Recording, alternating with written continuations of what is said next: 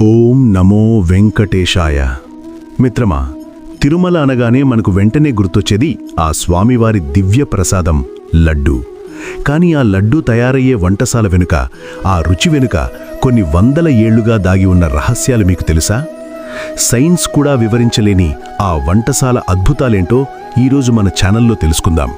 శ్రీవారి వంటశాలను పోటు అని పిలుస్తారు. ఇక్కడ ఒక ప్రత్యేకమైన నమ్మకం ఉంది. ఈ వంటశాలలో వంట చేసేటప్పుడు సాక్షాత్తు లక్ష్మీదేవి పర్యవేక్షణ ఉంటుందని అర్చకులు నమ్ముతారు. ఇక్కడ వంట చేసేవారు కేవలం వైష్ణవ బ్రాహ్మణులు మాత్రమే. వారు వంట చేసేటప్పుడు ఏమీ మాట్లాడకూడదు, కేవలం స్వామి నామస్మరణ మాత్రమే చేయాలి. ఇక్కడ వాడే పొయ్యిలు కూడా చాలా పురాతనమైనవి మరియు ఇప్పటికీ కట్టెలతోనే వంట చేస్తారు.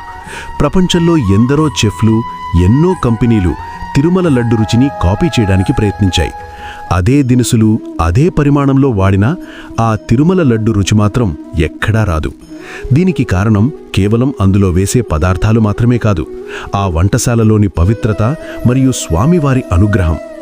దీనికి దాదాపు 300 ఏళ్లకు పైగా చరిత్ర ఉంది. దీనికి జియోగ్రాఫికల్ ఇండికేషన్ GI ట్యాగ్ కూడా ఉంది. అంటే ఈ లడ్డుని ప్రపంచంలో మరెవ్వరూ తయారు చేయలేరు.